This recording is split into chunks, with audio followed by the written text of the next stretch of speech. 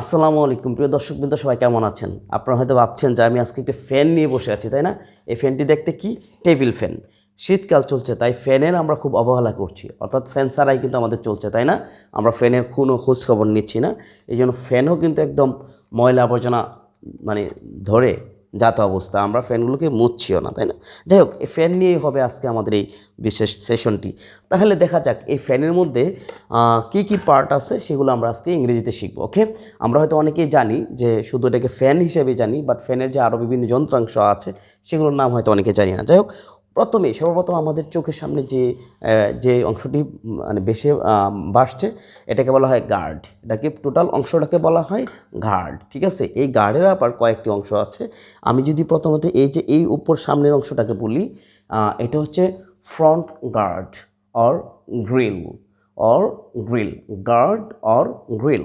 ওকে, and এই যে back side যেটা আছে এই গ্রিলের, এটাকে বলা হয় রিয়ার গার্ড অর গ্রিল।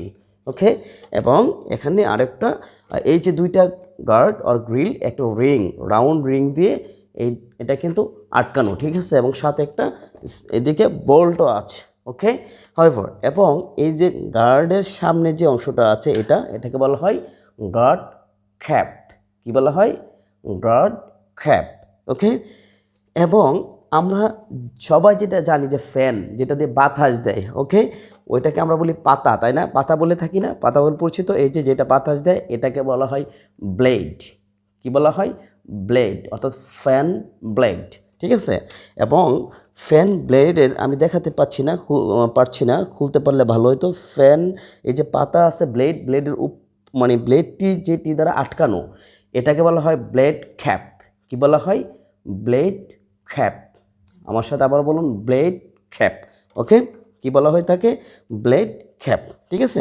এবং ব্লেডটা যেটা দ্বারা আটকানো মোটর কভারের সাথে সেটাকে বলা হয় গার্ড ফিক্সিং রিং। এটা হচ্ছে এই যে ভিতরে যেটা আটকানো। ওকে, এবং আপনার যে অংশটা আপনাদেরকে দেখাবো, এই যে এটাকে বলা হয় মোটর কাভার। কি বলা হয়? মোটর কাভার, ঠিক আছে? এটার ভিতরে মোটর আছে। ওকে, মোটর কাভার, এবং আমি যে অংশটা ধরে রাখছি এটাকে বলা হয় স্ট্যান্ড, ঠিক আছে? স্ট্যান্ড ফ্যানগুলা অবশ্যই আরেকটু বড় হয়, তাই না? এটা stand fan, on kind of table fan যেটাই বলা যেতে পারে। ওকে, যাই হোক, এই ফ্যানের এই যে নিচের অংশটা এটাকে বলা হয় বেজ। এটাকে কি বলা হয়? বেজ। এই ফ্যানের মধ্যে বেজের 3টি বাটন আছে। এই যে আমি দেখাতে পাচ্ছি, একটা হচ্ছে অসিলেশন বাটন, আর হচ্ছে পাওয়ার, স্পিড অর ন্যাচারাল লেখা আছে, অর্থাৎ power button or speed button, ঠিক আছে? অর্থাৎ এখানে ক্লিক করলে ফ্যানটি চলবে, আর এখানে আছে লাইট, ঠিক আছে? এটা চার্জার ফ্যান, সেই জন্য কিন্তু কোনো কানেকশন ছাড়াই কিন্তু চলবে। আর এই যে অংশটা আছে এটাকে বলা হয় পাওয়ার কর্ড। এটাকে কি বলা হয়? থাকে পাওয়ার কর্ড, ঠিক আছে? এটা যেহেতু চার্জার ফ্যান, এটা কিন্তু অটো চলবে। আমি প্রথমে এই যে লাইট দেখালাম, এই যে জ্বললো, ঠিক আছে? চার্জ কম, তারপর হচ্ছে পাওয়ার দিলাম, এই যে ফ্যান ঘুরছে, ঠিক আছে? আরও দিলে স্পিড বাড়বে। আর অসিলেশন বাটন যেটা, এই যে অসিলেশন বাটনে দিলে ফ্যানটি মুভ করবে, ঘুরবে।